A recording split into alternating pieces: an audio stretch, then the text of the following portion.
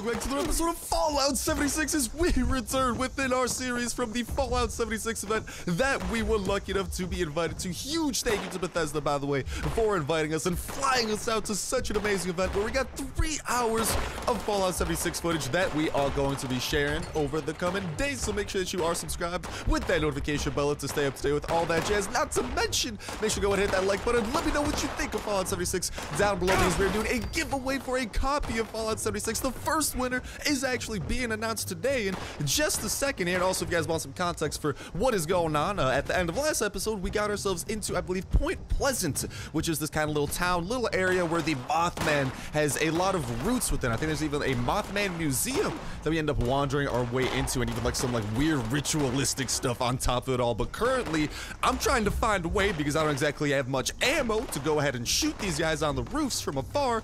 I'm trying to find my way up so I could go ahead and beat some butt with this board of wood, because it's been surprisingly effective. Unfortunately, I have the balance of a dude with no, like, one ear. Don't ears like balance you or something? I don't know. I think they do, so my balance is pretty freaking poopy, and I kind of give up on that, and I continue looking around, but that's just kind of the goal. Get up on the roof right now so we could go ahead and wail on those guys, loot them up, do some damage, and continue a little bit more peacefully looting this place in our chase for the Mothman, since that is originally why we did come here. But like I was saying, if you guys are enjoying this series and want to see more, go ahead and hit that like button. Let me know in that comment section down below maybe any questions that you guys might have, that you might want me to answer. I did get a lot of hands-on time with Fallout 76, so I'd be more than happy to hopefully do that, address any concerns, any questions y'all might have about the game, because I was loving the bejesus out of it, and I don't know, hopefully you guys are as well. But like I was saying, with that giveaway, all you gotta do to go ahead and be entered is be subscribed. Make sure that you leave a like and go ahead and leave a comment down below, and then the next winner is gonna be picked Friday from here on out. This is the first video.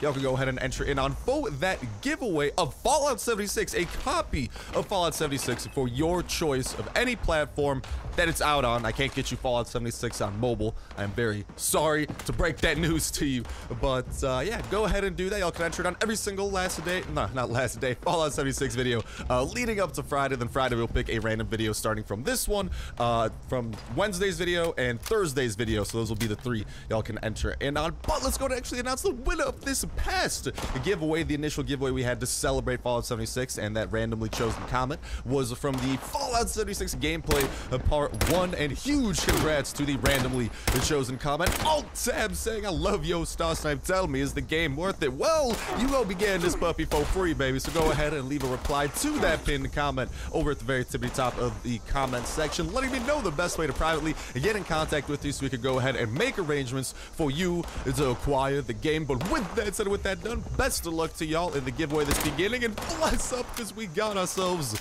a little bit of ammunition that we can use to go ahead and take out this Scorched. It is, however, for our pipe pistol, again, not the best weaponry. Our weaponry does experience some upgrades actually within this episode, but the trusty wooden borrowed lead, I don't know what it is, but nothing more deadly than a plank of wood to go ahead and make you happy. And a mole rat over here who's trying to, I don't know, nibble at her heels or something like that. But hey, we're going ahead and looting these guys up and actually getting ourselves a lot of weapons that later on we can sell, because there might not be NPCs that are like actual people in the game. It's actually one big complaint I've been hearing about the game so far, but I think that kind of like adds into the whole like West Virginia vibe, where it's like super wide open in the middle of nowhere, and it's just like not really super civilized except for like robot settlements. There might be some people scattered throughout, like AI NPC people, and here you guys are seeing me basking in the beauty of the Mothman statue, and I'm like, ooh, Mothman eggs, because you can actually turn these things and cook them into omelets, which is a very good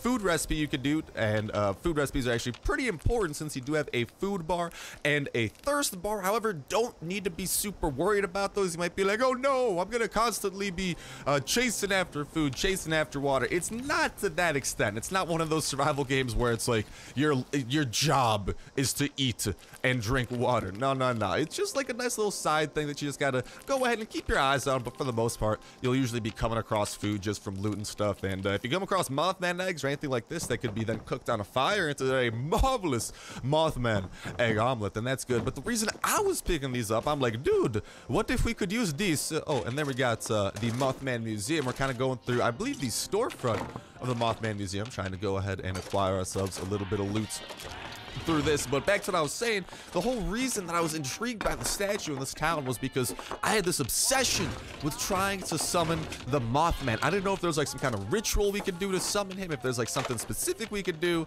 but I don't know, taking some of his eggs. That was the Mothman.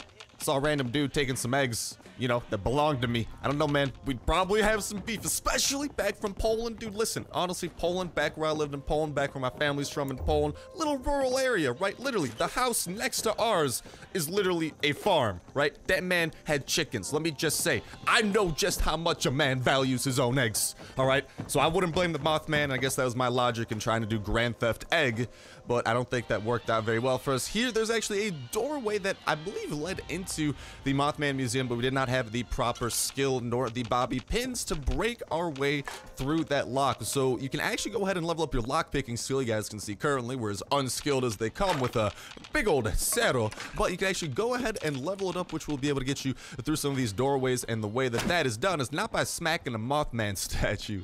The way that that's done is actually it's one of the perk cards you can level up. So as you guys know, you level up, you can actually go ahead and add attributes to each of your special attributes: strength, perception, endurance, intelligence, agility, luck, and I think that's all the letters. I hope, man. I'm in college, so hopefully I'm not just forgetting letters out here, because that might be problematic for some classes coming up. But that is one of the skills, one of the perk cards that you can actually go ahead and level up, which will ultimately level up your own lockpicking skill, which you can then utilize to get through all of these doorways and stuff. But that is not my focus during this playthrough. Maybe through the full playthrough that will be, because we are going to be playing a ton of Fallout 76. We'll be playing the beta as soon as that comes out later this later this month, and then Fallout 76, especially when the full launch happens. Long story short, as long as that beta comes, there's going to be plenty of Fallout 76 footage coming your way daily, because this is probably one of my favorite series of all times, and Fallout being combined with open world, with survival, with stuff that I love like that.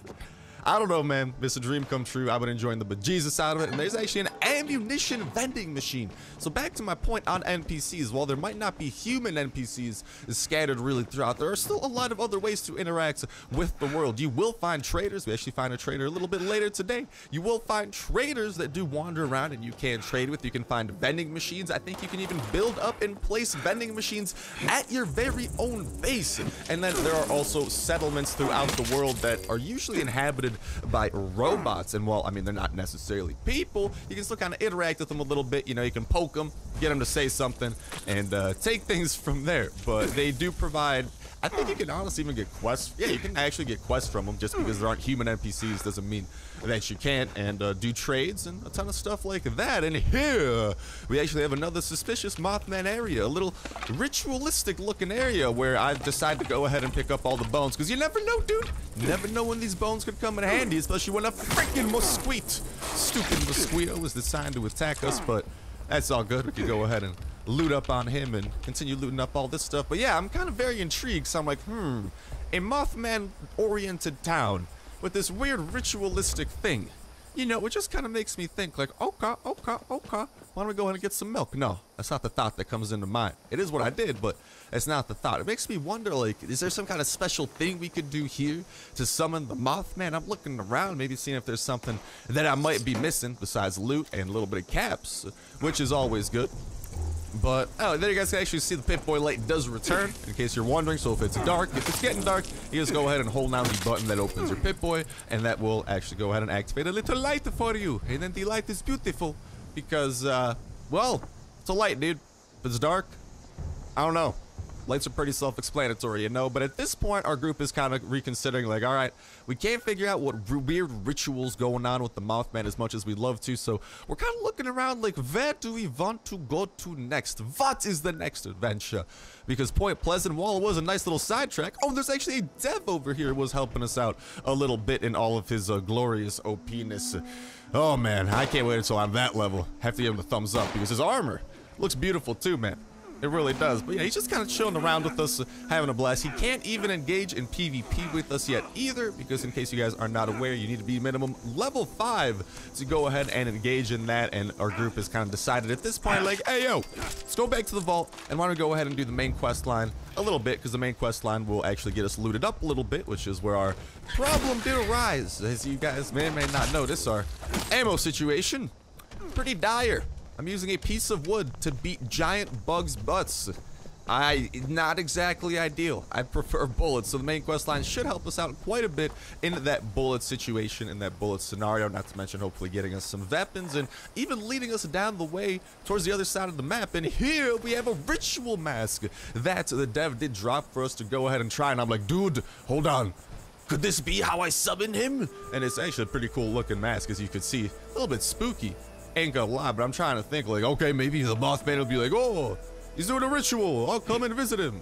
Unfortunately, the Mothman was not impressed with my ritual or anything like that. It's much of a bummer as it was. So after a little bit more disappointment and kind of false hope, thinking I might be able to do something, we go ahead, decide it is time. I say goodbye to the dev to head back to the Fallout 76 vault. Or not the Fallout, well, I guess it is Fallout 76, but to Vault 76. And from here, we will make our way down and actually listen to what that robot had to say over in the initial beginning. So our little Mothman sidetracking adventure, as fun as it was, led to nothing fruitful. Although we did discover a couple of cool things along the way, not to mention freaking that dude's base, that developer's base. I don't know, man. It was pretty nice. Pretty nifty, and at this point we're kind of trying to alright, we'll go ahead and do this quest, and then after that maybe have a new location to go after.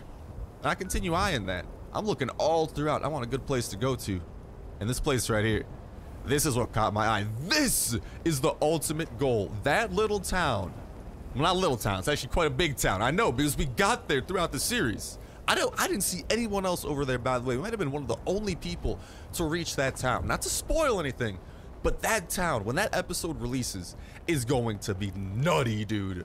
The stuff that was going on in there had me scared for my life, but also having a blast. And over here, we got a little note for Paul. Actually, a little bit spooky. Almost like people were waiting for Vault 76 to open. And that was a responder's corpse. And these responders are a faction that will slowly unveil themselves as we do continue through this quest, just like this machete will unveil itself into my hand, because that is a huge improvement over a piece of wood. I don't know about you, I've never really cut anything in half with a piece of wood. I imagine a machete can cut a lot of things in half, even probably the piece of wood if they try hard enough. But let's go ahead and practice by cutting some of these Liberator Mach Zeros up in half, and that machete is doing some work, baby. But in the upper right hand corner, you guys can see we do have a quest to find the Overseer's Camp. And if you guys take a look at the little radar, little mini map on the bottom, compass, that's the word I was looking for, you guys can see that there is kind of on the left side of it. Oh, there we go. Well, there's over at the bottom, though, you guys should be seeing, you're actually seeing right now the ritual mask, getting a nice little frontal view of it, but you guys should be seeing the quest indicators over there at the bottom, kind of pointing us in the right direction, along with a couple of detours we might be able to finesse ourselves into, because there are also icons for different locations. There's a little factory icon, a couple of other little ones like that, of course, in usual Fallout and or Bethesda RPG fashion, we get sidetracked with. But let's be honest, sidetracking in Fallout games, in Elder Scrolls games, it's a blast, man. But we are officially back on the first contact quest, because it will get us a little bit more prepared to adventure, rather than running straight out the vault and be like, herp-a-derp, let's go and fight the Mothman. That one did not pay off in our favor. It was fun, but we ran out of bullets rather quickly. This guy over here, funnily enough, a friendly Protectron. And check it out, you can interact with this Protectron. He gave me some wood. Like, dude, shouts out to you, Protectron. Thank you for that. It looks like a little, like, gathering Protectron that was, like, gathering resources, which makes me wonder if later on in the game we might be able to build such a Protectron, not just to protect our base. Dude, I wonder if we could build, like, harvesting Protectrons like that actively go and collect, like, stuff for us, like wood, because wood's a very big part. Ow! Freaking tick. Let's take these dudes out. This machete, huge improvement over that wooden board, let me just say.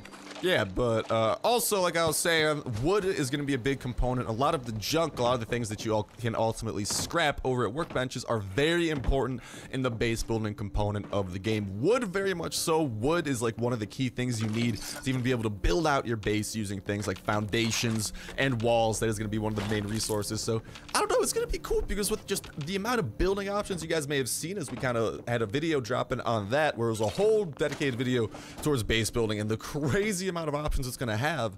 I wonder if throughout like some way we're gonna be able to build up a Protectron, because it kind of fits the theme of the game to, you know, have people protecting your base. There's definitely more defenses and way more building options than there was in Fallout 4, so wouldn't surprise me if maybe we could get some robots to do our building. I don't know if we could get them to do our building, but to do our bidding is what I meant to say. And listen, hear that? That's a little bit of an encounter, some kind of shootout going on over here. Another petrified corpse, no loot out of it, just a whole ton of radiation. Go ahead if you guys want to search those when the game comes out. When you're hopping in, just be a little bit careful. You know, they radiate you, although you can't get loot from them if you're lucky. In the meantime, we're gonna be getting loot from this schmuck over here with the help of our brand new machete. Taking them down easy peasy. And at this point I'm like, yo, I hear a cat, and everyone's like, yo, stop, you are crazy. I'm like, no, there is a cat somewhere in this house. Yeah, there you go, cat 2.0. You heard that second meow, and somehow we have managed to find a cat. What's up, what's that dude's name? Chestwick? I think that's Chestwick. That's what I'm looking for. Sorry, the little screen that I'm looking at, things are a little bit kind of like weird resolution when I have to do voiceovers over stuff. But yeah, we found Chestwick, and I'm like, hold up, what is conspiracy? Got my like tinfoil hat on. What's Chestwick looking at? Funnily enough, he's actually looking exactly in the direction we need to go to the Overseer's camp, which makes me wonder if maybe the Overseer came through to this house and like, I don't know, had something to do, like maybe interacted with the cat. Over here we got another note that you guys can feel free to go ahead and pause and take a peek at. But yeah, very interesting that there's a cat. Makes me wonder if maybe we could, I don't know, have a cat over at our own base. Maybe a pupper? I don't know about a pupper, but dude, that's definitely a cat that survived the freaking nuclear apocalypse. So I don't know, it's probably a pretty dope cat. Would not mind having him on the defense force as well. He'd probably claw some dude's eyes out. This has power armor. I need Claw's power armor off. And claw his eyes out. Maybe I'll give this cat too much credit.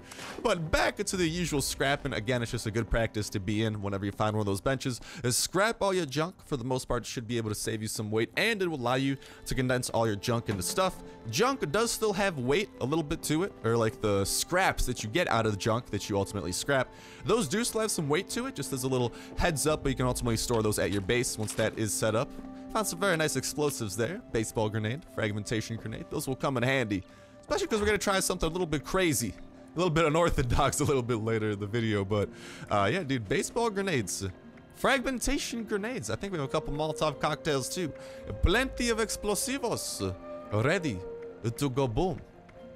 At this point, I'm kind of just like trying to look through our weapons because we found a lot more, and we happen to find specifically, dude, that pipe revolver. That is an improvement over the weaponry that we were using, man. 45 caliber, and what was that, 40 damage base compared to the 14 of the pipe pistol.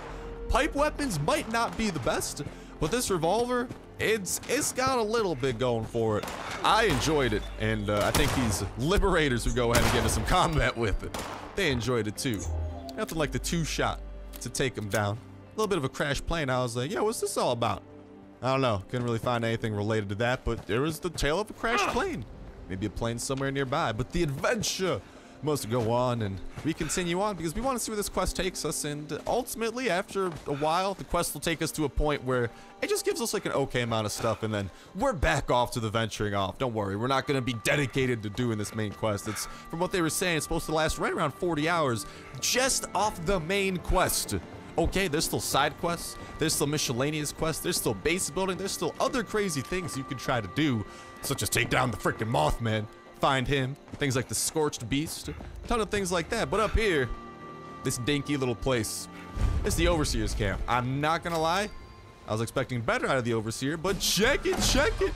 We got a little log where the Overseer's gonna talk. I knew this wasn't going to be the Appalachia I remembered, but mutated animals, haywire bots,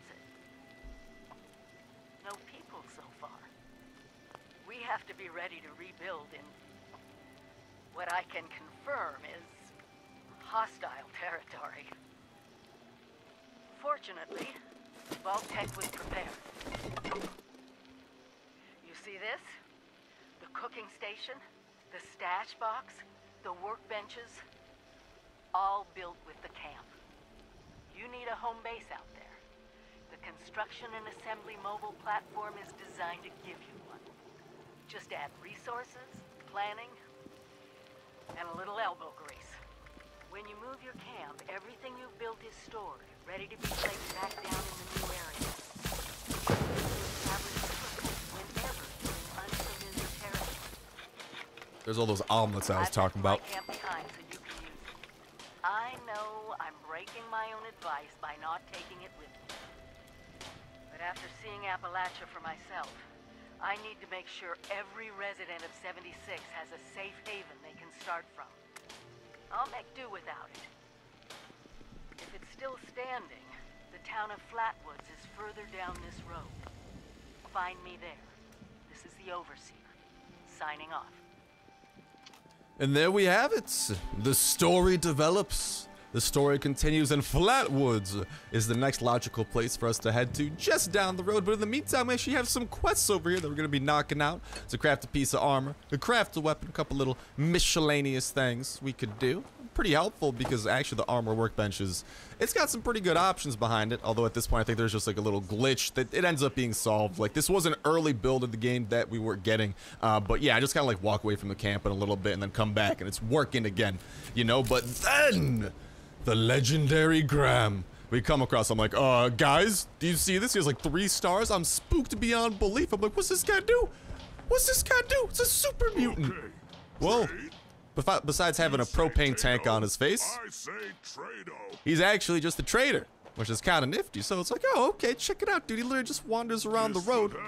Perfect time, right around the camp. But that's not gonna stop us. See, we're going to, even though he might not be aggressive, we're gonna get aggressive after we trade with him a little bit. So, sorry, Graham. I'm very sorry about what's about to happen.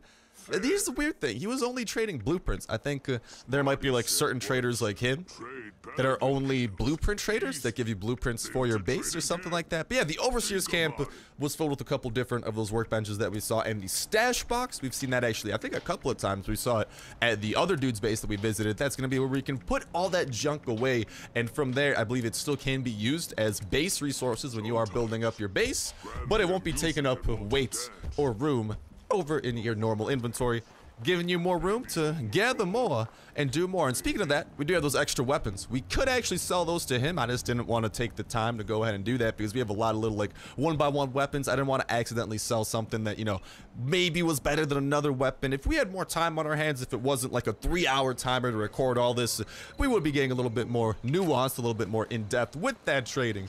But that is something that we can do, is a trade with them. We don't have super valuable things, but we can get caps out of it and have some fun with that. But let's go ahead and attack the legendary Graham, shall we? Frag out! And yeah, as you guys saw, he doesn't care. So I think the traders in this game cannot be combated with as a little bit of a heads up. He don't care about bolts. He don't care about that, dude. He's just like, hello, I am Graham. You can't do anything to me. But with that said, with that done, that's going to wrap it up for this episode of Fallout 76. Can't wait to go ahead and continue the series. Make sure you're subscribed with that notification bell to stay up to date as we continue covering all the 3 hours of footage we got with this marvelous game, all the fun times we had along the way. Not to mention, leave a like on the video, drop a comment down below, and best of luck in the new giveaway that is beginning today and winner being announced on Friday. But with that said, with that done, that's going to wrap it up for me for now. Thank you guys a whole ton for watching. This was an awesome one. I'll talk to you next one. See ya.